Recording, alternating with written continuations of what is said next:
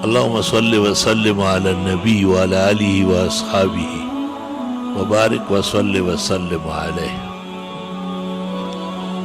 بعض باتیں اتنی ضروری ہیں کہ جس قدر وہ بیان ہو جائیں بیان کم ہے اور ضرورت زیادہ ہے۔ اکبر بادشاہ کو ایک زمانے میں جب وہ رحم دل اور معتدل مسلک کا مسلمان تھا تو اس کو شوق پیدا ہوا کہ میں بھی ایک اسلامی آئین لکھوں، اور اس کا نام رکھا گیا آئین اکبری۔ تو فیضی وغیرہ سے پوچھا کہ کس طرح لکھو گے؟ اس نے کہا لوگوں کو طہارت سمجھائیں گے اور ہر اچھے کام سے پہلے بسم اللہ سمجھائیں گے۔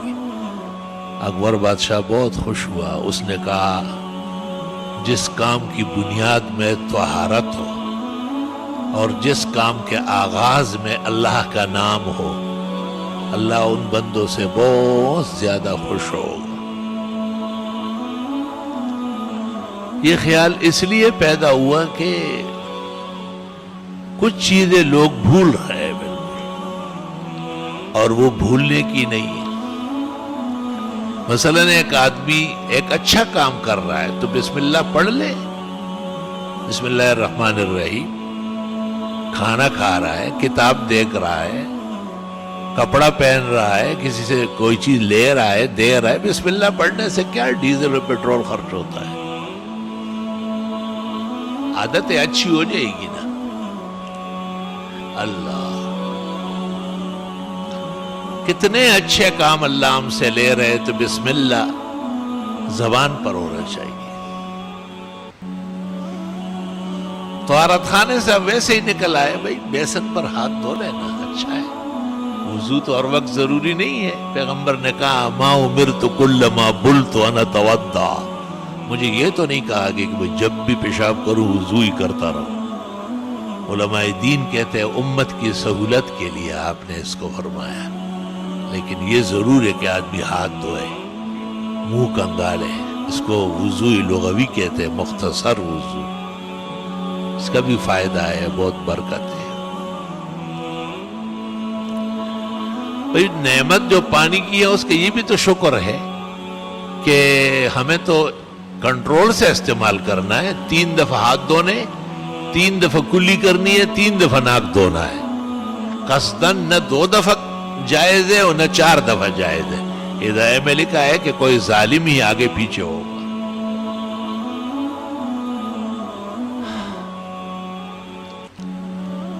اور سر کا مسح 1 دفعہ ہے، اور باقی ہاتھ کونیوں تک یا پیر ٹخنوں تک دھونا 3 دفعہ ہے، اور وضو میں پانی کم سے کم استعمال کرنا ہے۔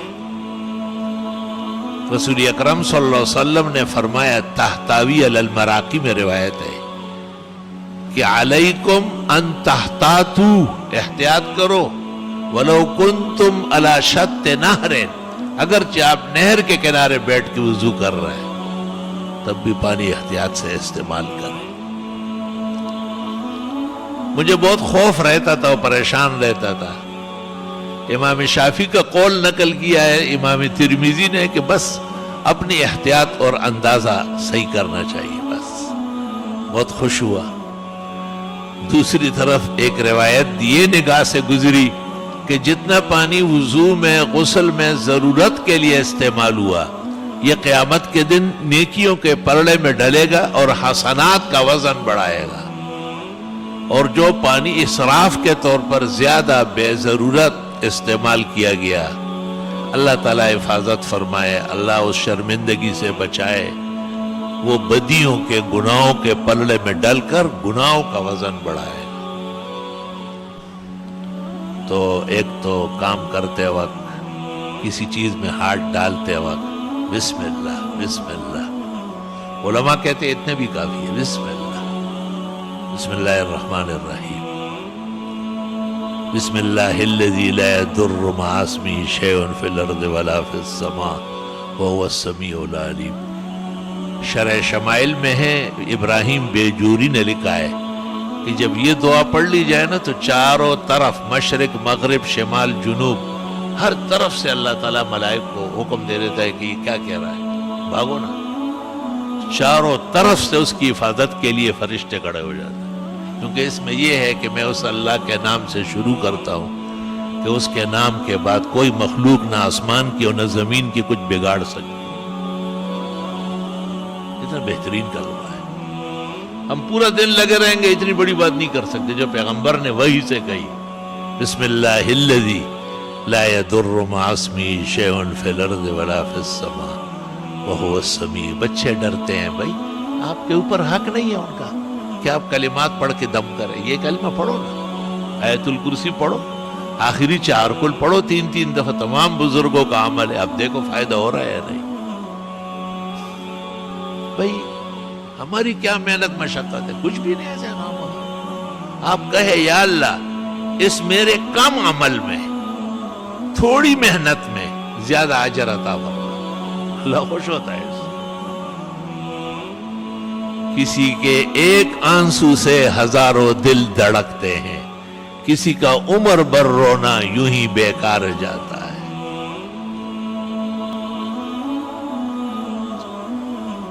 دعائیں مانگا کرے، خوب تفصیل سے دعا مانگے، ایسا مانگے کہ فرش پر بیٹھے ہوئے مالک العرش کو رحم آ جائے۔ باقاعدہ دعا کے دوران پتہ چلتا ہے قبولیت کا۔ وہ مولانا ضیاء القاسمی ہمارے بہت بڑے خطیب اور مناظر تھے اہل حق کے، انہوں نے کہا میں نے حج کیا اور حج میں بڑی مشقت کی لیکن مجھے اطمینان نہیں ہوا۔ میں نے کہا آنکھ سے آنسو گری نہیں رہا، یہ کیسے حج ہے؟ کہ سب کچھ مناسک ادا ہو گئے، حج مکمل ہو گیا، مقام ابراہیم پر آیا تو کہا وہاں ایک پختون جو ہے نا اللہ سے دعا مانگ رہا ہے، اور کہتے ہیں ایک ہمارا بیل تھا اور ایک اس کا بچہ تھا یعنی بچڑا تھا، وہ دونوں ہم نے بیچے اور ریل گاڑی پہ بیٹھ گیا، کراچی اترا۔ آپ کے جہاز سمندری جہاز وہ سمجھتا تھا کہ اللہ تعالیٰ نے بھیجا ہے، کہا آپ کے جہاز پر بیٹھ کے یہاں آیا، اور سب کہتے ہیں تمہارا گھر ہے اب ہم کو معاف کرنا پڑے گا۔ تو مولانا نے کہا میں نے جلدی قاعدے کی شکل میں بیٹھ کے میں نے کہا یا اللہ اس مسلمان کی دعا میں مجھے بھی شریک فرما۔ کہا زار و قطار رونے لگا۔ تو توجہ اللہ یہ ان اعمال کی بدولت پیدا ہوتی ہے۔ اللہ تعالیٰ نے ایسا نبی کامل و اکمل بھیجا ہے کہ جب ان کے بنائے ہوئے طریقوں پر آپ چلیں گے خود بخود تواضع و عاجزی آ جائے گی۔ وہ ایک عالم سے پوچھا گیا نا کہ سر ننگا کر کے دعا کر سکتے ہیں؟ اس نے کہا تواضع کے طور پر جائز ہے۔ دوسرے نے پیچھے سے کہا خلاف سنت ہے۔ وہ چپ ہو گیا، کیوں کہ تواضع کبھی سنت کے خلاف تو ہوتی نہیں ہے، اور جس کو آپ تواضع کہتے ہیں وہ غلط ہے۔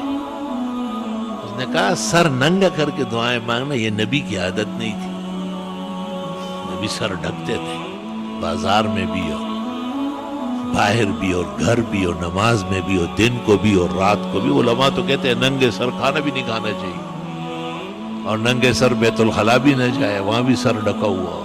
ہاں نماز والی ٹوپی رکھ لے، دوسری اختیار کرے۔ یہ بھی اسلام تھا اور یہ بھی دین تھا۔ معارف السنن شرح ترمذی میں حضرت الاستاذ حضرت مولانا محمد یوسف صاحب بنوری رحمۃ اللہ علیہ نے لکھا ہے کہ سلف غسل خانے میں بھی سر ڈھانکتے تھے نہاتے ہوئے، اور دھوتی مان لیتے تھے کہ فرشتے تو ہے، اللہ تو ہر جگہ ہے۔ مفتی محمد شفیع نے بھی گناہ بے لذت میں لکھا ہے، اور کھانا کھاتے وقت اور بیت الخلا جاتے وقت سر ڈھانکنا یہ بھی لکھا ہے حضرت صاحب نے، اور لوگوں نے بھی لکھا ہے۔ آج وہ زمانہ آیا کہ مسجد میں لوگ آتے ہیں ننگے سر، اس کو پتہ نہیں کہ یہ مسجد ہے یا کلب ہے، یہ خدا کا گھر ہے یا کوئی میرج گارڈن ہے۔ اتنی زیادہ بے توجہی اور اس قدر بے پرواہی تو نقصان دہ ثابت ہو جائے گی۔ وہ دین جو بڑی شان سے نکلا تھا عرب سے، پردیس میں پہنچ کر وہ غریب الغربا ہے۔ کس شان کا دین ہے اور کس قدر بے پرواہی برتی جا رہی ہے۔ بھئی آپ مسجد آتے ہیں، اللہ ہمیشہ آنا نصیب فرمائے، بھئی دائیں پاؤں آگے کر کے روانہ ہو جاؤ نا، سنت زندہ ہو جائے گی۔ آپ کے دائیں بائیں کا کوئی فرق نہیں ہے آپ کو۔ خیر کے کام میں دائیں پاؤں آگے، بیت الخلاء جاتے وقت پہلے بائیں پاؤں اندر کرو، نامناسب کام ہے، مجبوری ہے۔ نکلتے وقت بہترین وقت ہے، خیر و عافیت سے فراغ ہو گیا، دائیں پیر باہر نکالو۔ بھئی یہ دائیں بائیں ہمارا نام ہے اصحاب الیمین، اصحاب المیمنہ، دائیں اور بائیں کے فرق کرنے والے خوش نصیب، جن کی نہ شریعت ہے نہ دین ہے، ان کے ہاں اگر بایاں ہے تو وہ ویسے ہی رسوا ہے قیامت کے دن، یہیں سے رسوا ہے۔ لیکن آپ تو کامل و اکمل دین والے ہیں، الیوم اکملت لکم دینکم، آج سے میں نے تمہارا دین مکمل کیا۔ دین کیسے مکمل؟ وَأَتْمَمْتُ عَلَيْكُمْ نعمتی، یہ نعمتیں پوری ہو گئی۔ اللہ جوتے اتار رہے، موزے اتار رہے، کہتے بائیں سے پہلے اتارو اور نیچے رکھو، پھر دائیں سے اتارو۔ اتارنے میں بائیں پہلے ہیں اور پہننے میں دائیں پہلے ہیں۔ دائیں پیر اتار کر مسجد میں داخل کرو، اللہم افتح لی ابواب رحمتک، اللہم صلی وسلم علی النبی پڑھ لیں۔ مسجد میں آتے رہے صفوں کی طرف، یہ نہیں کہ بیڑ بکریوں کی طرح کوئی وہاں بیٹھ گیا کوئی وہاں بیٹھ گیا، یہ کوئی بندروں کا ڈانس تو نہیں ہے۔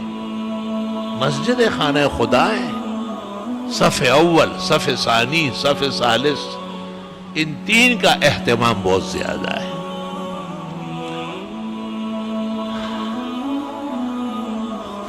قدرتی طور پر آپ کو دائیں طرف جگہ مل گئی، اللہ کا شکر ادا کر، ممبر و محراب سے دائیں طرف مل گئی، لیکن آپ قصد نہیں کریں گے کیونکہ بائیں طرف کوئی جائے گا نہیں، تو کیا آدھی صف بنائیں گے؟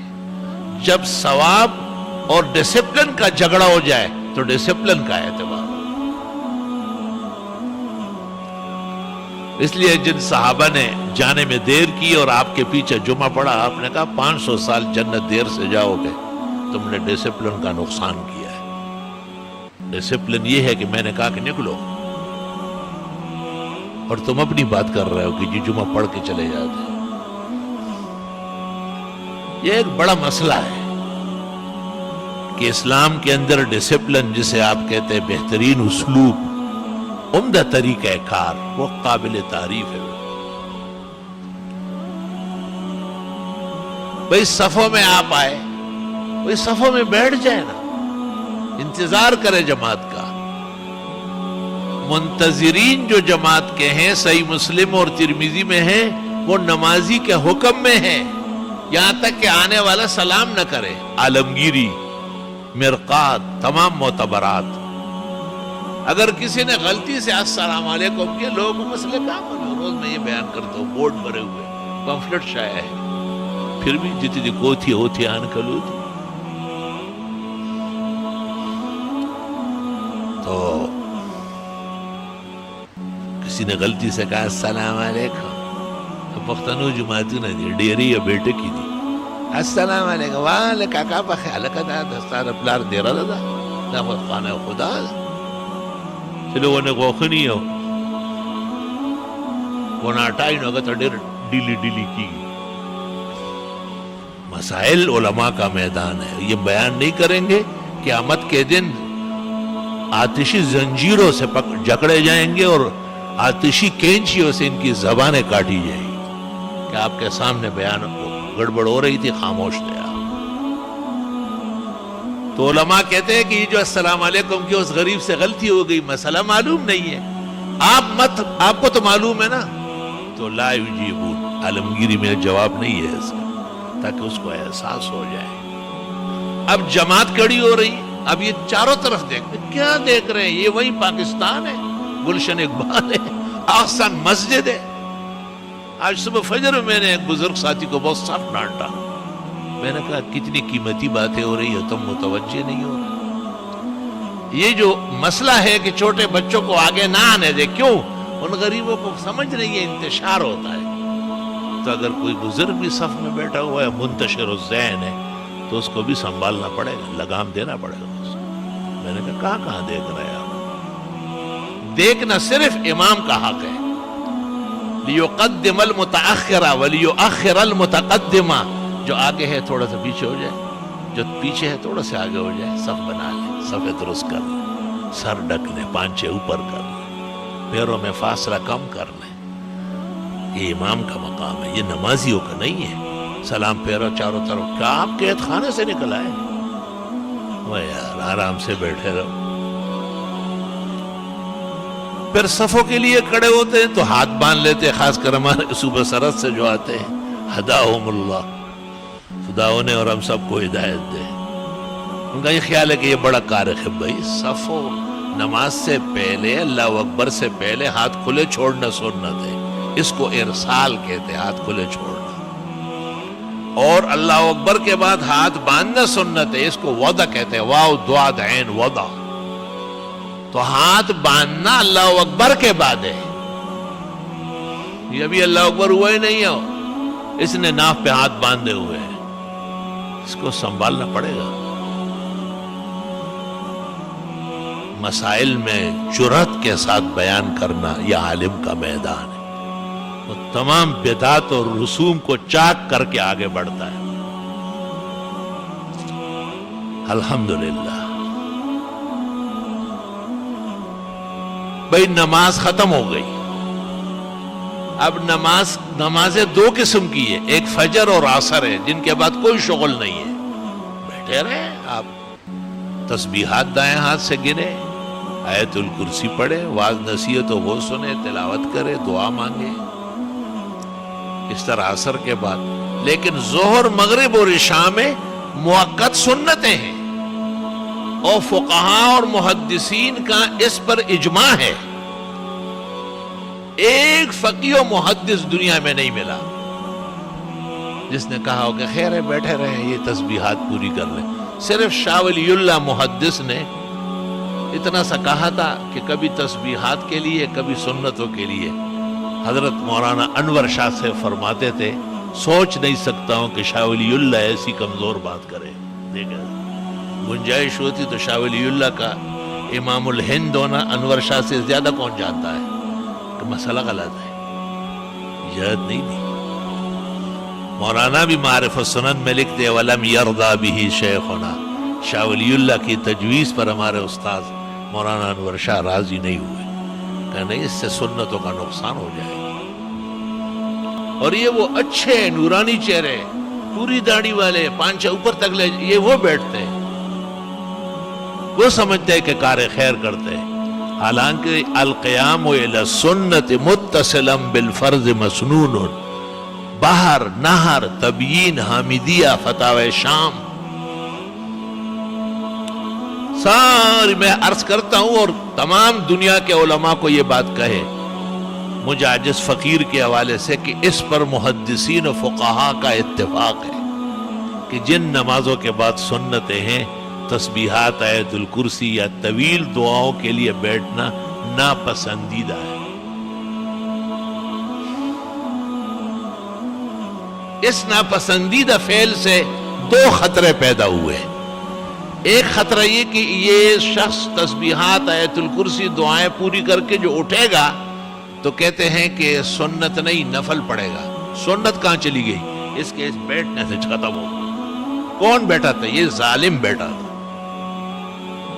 سنت کا قاتل ہے یہ۔ کہتے ہیں یہ غصہ ہوتا ہے، غصہ نہیں ہوگا، یہ مجھے کتابوں کا پتہ ہے کہ بزرگان دین نے کتنا ماتم کیا ہے۔ دوسرا قول کہ نہیں، سنت تو اب بھی سنت ہے، لیکن خلاف سنت طریقے سے۔ کیوں؟ جیسے ولیمہ میں ڈانس، ختنے میں اعلانات، بدعتیوں کا صلاۃ والسلام، صلی اللہ علیہ وسلم اپنی جگہ سنت ہے، طریقہ بدعت کا ہے۔ تو علماء دین کہتے ہیں، ابن الحمام محقق نے شرح ہدایہ میں اسی کو اختیار کیا، اور اسی پر ابراہیم قرآنی اور تمام ائمہ دین کا اتفاق ہے کہ سنت تو اب بھی پڑھ رہا ہے، لیکن خلاف سنت طریقہ ہے۔ تو موافق سنت کیا تھا؟ اللہم انت السلام او بمقدارہا، مختصر دعا کے بعد سنت پڑھنا تھا، وہ بہترین کام۔ اللہ اکبر. یہ باتیں اس لیے کہی جاتی ہے کہ آپ سنیں سمجھیں اور اپنے بھائیوں کا ہاتھ بٹھائے. لوگوں سے لڑے جھگڑے نہیں, لڑائی جھگڑے کی ضرورت نہیں ہوتی. آپ کا اور ہمارا کام بیان کرنا ہے. بشنود یا نشنود منہائے ہوئی بھی کو نو. پہلے میں بہت غمگین رہتا تھا کہ یار ساری زندگی اسی میں گزر گئی اور کوئی کام ہی نہیں کر سکتے. سر ڈانکو پانچے اوپر کر لو, جاپانی قمیص نہیں پہنو, کونیوں تک قمیص پہنو. تو پھر حضرت اقدس امام الاثر مولانا انور شاہ نے ایک جگہ لکھا ہے, ہماری قسمت میں یہی لکھا ہے کہ ہم عوام کے ساتھ عمر بھر نہ بردازماں ہوتے رہے. پھر فرماتے انشاءاللہ تعالی اجر ملے. اصل تو اجر. وہ ایک زمانے میں ہم روافظ کے خلاف جیل میں تھے. کراچی کے مقتدر علماء, یہ فقیر طالب علم عاجز مسکین بھی ساتھ تھا. تو جیل کا نظام ذرا ایسا ہوتا ہے پریشان دیتا ہے کہ وہ ریسٹ ہاؤس تھا. ہر کھانے میں commissioner, D C, S D M شریک ہوتا تھا اور قسم قسم کی دعوتیں تھی. لیکن 12 علماء دین آزاد مخلوق ہے, وہاں بند کرنا ٹھیک نہیں ہے. تو ایک دن ہمارے استاد مفتی محمد الرحمن رحمۃ اللہ علیہ نے ہم کو عجیب نصیحت کی. فرمایا میاں باہر جا کے کیا کرو گے؟ ہم نے کہا مدرسوں کا کام ہے, درس ہے, امامت ہے. کہا کیوں کرتے ہو یہ؟ ہم نے کہا ثواب. کہا یہاں دین کے لیے جو جیل کاٹ رہے ہو ثواب نہیں ملے گا کیا؟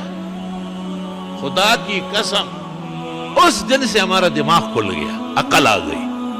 استاذ ہوتے ہمارے استاذ تھے وہ, اور اسی دن رہائی ہو گئی. یا اللہ, استقامت کی ضرورت ہے. استقامت جب آپ میں نہیں ہوگی تو مشکل بڑھتی جائے گی. جب آپ استقامت اختیار کر لیں گے مشکل کو شکست ہو جائے گی اور آپ جو چاہیں گے وہی ہوگا. بہرحال یہ باتیں ہیں جو آپ کو یاد رکھنا چاہیے. اللہ اللہ. بھئی ہم یہ بھی بتاتے ہیں کہ دعا توجہ سے مانگنا چاہیے. ہمارے ساتھی ہے اور ہمارا سرمایہ ہے, ایک خاص دوست ہے, وہ علیحدہ انٹرنیٹ کمرے میں رہتا ہے. تو یہ جو شخص یہاں نہیں آتا ہے وہاں نماز پڑھتا ہے, یہاں آنے میں اس میں فرق ہو جائے گا. ہم نے تو اجازت دی ہے کہ منتظم آئے, لیکن آزادی فکر پیدا ہو. اگلے صف میں اس کو جلن ہوگی. پھر وہ تو آزاد خیال پیدا ہوا ہے, پیچھے کھڑا رہتا ہے. اب ایک آدمی اندر کمرے میں نماز پڑھتا ہے, کیا مطلب ہے کمرے میں کی نماز پڑھ رہا ہے؟ کوئی عذر ہے, ٹانگ ٹوٹی ہوئی ہے, کوئی پریشانی ہے تو نماز تو جائز ہے قبلہ رخ ہو کے, ہم نے فتویٰ بھی دیا ہے. لیکن صفوف میں آنا, مسجد میں آنا, سینکڑوں باتیں ہیں جو اجتماع کی وجہ سے آدمی کو نصیب ہوتی ہے. تو میں نے جب ان کو غور سے دیکھا تو بہت دکھ ہوا. میں نے کہا آپ ہمارے کام سے ہی انٹرنیٹ روم میں رہتے ہیں, لیکن یہ آپ کی عادت ہے جو دعا میں ہے, یہ تو بالکل کسی اور مذہب کی ہے. آنکھوں کو ہاتھ مل رہا ہے دعا میں, ایک آنکھ بڑی اور ایک چھوٹی ہو رہی ہے, جیسے جنات کو ڈرانا چاہتا ہے. اور میں نے کہا اس طرح نہیں ہے. دعا میں آپ کو ہلنے کا حق نہیں ہے. دعا کس سے مانگ رہے؟ حکم الحاکمین, وہ تیرے جیسے تھوڑا ہی ہے, اس جیسے تو کوئی بھی نہیں. لے سکا مثلی شیء. تو دعا بہت توجہ سے مانگا کریں. ہاتھ نہ بالکل کھلے ہوئے ہو نہ بالکل بند ہو. عالمگیری میں لکھا ہے معمولی سا فاصلہ رکھیں, نہ بہت اٹھائے نہ بہت بٹھائے, سینے کے سیدھ میں ٹھیک ہے. اور حدیث میں دعا ایسی مانگو جیسے آپ ہتھیلیوں سے کوئی چیز مانگ رہا ہے. دعا میں ادھر ادھر دیکھنا, اوپر نیچے سر اٹھانا بد نصیبی ہے, دعا سے محرومی ہے. دعا کو اللہم صلی سے شروع کرنا نبی نے منع کیا ہے, خلاف سنت اور دعا مردود ہونے کی علامت ہے. جس آدمی نے اللہم صلی سے شروع کیا, آپ نے کہا عجلتا, اجلت کر رہا. دوسری حدیث میں ہے کہ متعجل کی دعا قبول نہیں ہوتی. فرمایا اذا دعوت فاحمد ربک, جب بھی دعا مانگو پہلے الحمدللہ پڑھو. ثم صلی علی نبیک, دوسرے درجے میں پیغمبر پر درود بھیجو. ثم صل تو پھر مانگ ملے گا. آپ اندازہ لگائیں, یعنی دعاؤں کے آداب بھی بڑے بڑوں کو یاد نہیں. اللہم صلی علی محمد. بابا یہ کیا ہو رہا ہے؟ یہ آپ کی اپنی کوئی شریعت ہے کیا؟ یہ ترمذی بخاری اور مسلم کے بعد اہم مہم کتاب ہے دعوات الکبیر میں 4 حدیثیں، چاروں میں پیغمبر نے منع کیا کہ درود شریف سے آپ نیک عمل شروع نہیں کر سکتے. کسی بھی وظیفے کے بارے میں یہ کہنا اول و آخر درود سری دروغ، غلط، فوش، غلط، پیغمبرانہ خلاف ورزی. اول الحمدللہ، سبحان اللہ، التحیات للہ، اللہ اکبر. کوئی بھی کلمہ مدح الہی پر دلالت ہو وہ حکم الحمدللہ میں. شکر کرو کہ مرنے سے پہلے پتہ چلا، ورنہ لحد میں اتر جاتے ہو منکر نگی ڈنڈے سوٹے دکھاتے کہ آج تک تو نے انسانوں والی دعا بھی نہیں مانگی. ترمذی شریف جلد اول جہاں کتاب الصلاۃ پوری ہو رہی، امام ترمذی کہتے ہیں باب الثناء علی اللہ، پہلے اللہ کی حمد و ثنا، ثم الصلاۃ علی النبی، پھر درود، ثم الدعاء، اب مانگو جو مانگنا. اللہ تعالی ہماری عاجزانہ دعائیں بھی قبول فرمائے. اور بھی بہت مسئلے مسائل ہیں، بیان کرتے رہیں گے. آج میں کچھ تھکا ہوا بھی تھا، وہ ایسے ہی رہتا ہے، اور کچھ مہمان بھی آئے ہیں، ان کی بھی خدمت باقی ہے. بس یہی چند باتیں منتشرات. ہاں اس میں یہ بھی ایک بات رہ گئی کہ مسجد سے نکلتے وقت پھر بھی خیال رکھنا ہے، بایاں پاؤں پہلے نکالیں اور نیچے رکھیں، جوتے میں نہ رکھیں، بندگی اختیار کریں. اللہم انی اسألک من فضلک پڑھ لیں، پھر دایاں پیر جوتے میں ڈالیں. پہننے میں دایاں پہلے ہیں، اتارنے میں بایاں پہلے. بخاری نے کتاب اللباس میں باب قائم کیا ہے. اور دعائیں مانگتے رہیں. اب کتنے لوگ یہاں بیٹھے جو اس خیال میں ہے کہ ہمارے لیے دعا کر رہے ہیں، ہم جو ہے نا کاروبار اچھا ہو جائے، اچھی نوکری مل جائے. یہ سب کہتے ہیں نا، لوگ پریشان ہیں. لیکن میں یقین سے کہتا ہوں کہ یہ جھوٹے ہیں، بالکل جھوٹے، پکے جھوٹے. کیوں؟ یہ دعا کیا ہے؟ یہ جو نبی نے دعا بتائی، فضل یہاں بالاتفاق رزق حلال کسب معاش کے معنی میں، وابتغوا من فضل اللہ. یعنی اب آپ نماز سے فارغ ہو گئے، اللہ سے دعا مانگے کہ یا اللہ میرے لیے رزق حلال کے دروازے کھولے، میرے لیے اپنے خزانے رزق کے اور کسب کے متوجہ. آپ کے پیغمبر نے آپ کی رہنمائی کی. خدا کی قسم دنیا کے شیخ عبد القادر، ابو حنیفہ و بخاری، معین الدین چشتی، سارے کے سارے ایک طرف ہو جائے، جناب رسول اللہ صلی اللہ علیہ وسلم کا ایک کلمہ 7 آسمان سے بلند و برتر ہے. آپ نے نماز پڑھی ہے، آپ کا حق واجب ہو چکا ہے. اب آپ جوتے پہن کے جا رہے ہیں تو رزق حلال تو چاہیے ہمیں دنیا میں رہتے ہوئے. اللہ تعالیٰ رزق حلال نصیب فرمائے. پیغمبروں کو بھی کہا ہے یا ایھا الرسل کلوا من الطیبات واعملوا صالحا. ایک پاک پیغمبر ہو، حلال کھاؤ اور اچھا عمل کرو. اچھا عمل بعد میں، حلال کھانا پہلے. کیونکہ آدم علیہ السلام سے ذرا سی بی بی صاحبہ کے کہنے میں آئے اور وہ چکلی دانہ، خدا جانے کہ وہ اسٹروبیری تھی یا گندم تلے کوئی بلا تھی. ہاں اسٹروبیری والے بڑے اس کے حق میں کڑے ہو گئے. میں کہتا ہوں شرم کرو، حیا کرو. اس کا نام اردو میں تلاش کرو. پرائی زبان بول رہے ہیں. اسٹروبیری تو اس لیے کہتے ہیں کہ اردو میں اس کا نام زقوم ہے، اور زقوم انہو طعام الاسیم، یہ جہنمیوں کا خوراک ہے. تو میرے احسان مان لو کہ میں نے کہا مت کھاؤ. امرود کھاؤ، مالٹے کھاؤ، سیب کھاؤ، آم آئے، چون سا آ گیا وہ کھاؤ، لنگڑے کھاؤ، سدڑی کھاؤ. یہ کیا گن کھاتے ہیں آپ؟ کہتے جی اور نہیں کہتے. میں نے کہا اور تو تمہیں خوشی بھی کہلاتے تھے جانوروں کے. یہاں سے مسئلہ چلا ہے. صرف مسئلہ نہیں، میں نے کہا جس ہوٹل میں یہ بک رہے ہیں اس ہوٹل سے کھانا بھی حرام ہے، اور جس توے پر پکتا ہے اس توے پر کلیجی اور دل پکانا بھی، وہ تو حرام پلیت ہو چکا ہے، وہ تو خنزیر کی طرح ناجائز ہے. 7 چیزیں ہر حلال جانور میں جو حرام ہے. ذکر و خصیتین پہلے دوسرے نمبر پہ آئے. نو دیکھو کھوٹے کھوڑے وما ورته چکوټه مخوري گازر وخوري مولای وره او دا مخوري دوی خورڅ وکړه دا وای دی خو نوې ما دی ویلې شي دا هر چا کار نه دی.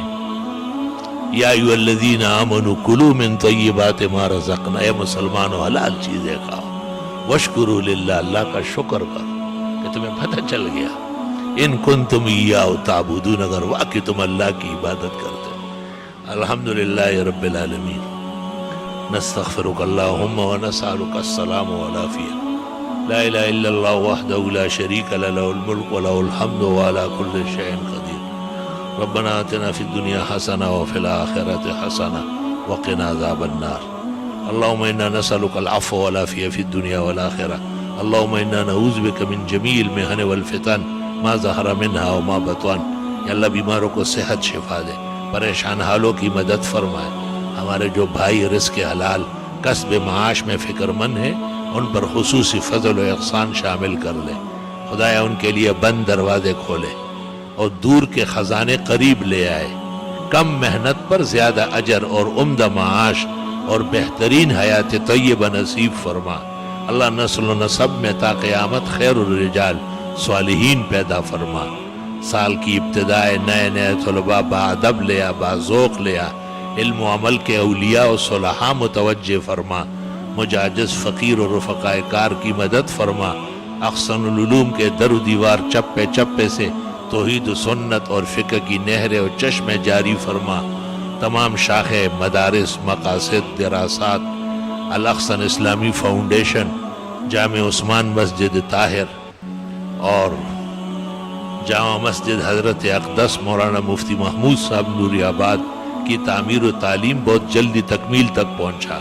بنانے والوں، توجہ کرنے والوں کو خوب اجر نصیب فرما۔ پورے عالم کے مسلمان جو اس درس سے فیضیاب ہو رہے ہیں، اللہ تعالیٰ ان کو مزید فیض نصیب فرما۔ کچھ حواسد اور دشمنان دین جو ظاہراً دینی شکلوں میں ہیں، ان مارے آستینوں سے اللہ مسلمانوں کے عقائد و اعمال اور معاشرہ محفوظ فرما۔ اللہ سب کے انجام و عاقبت بخیر و عافیت فرما۔ صلی اللہ علیہ وسلم۔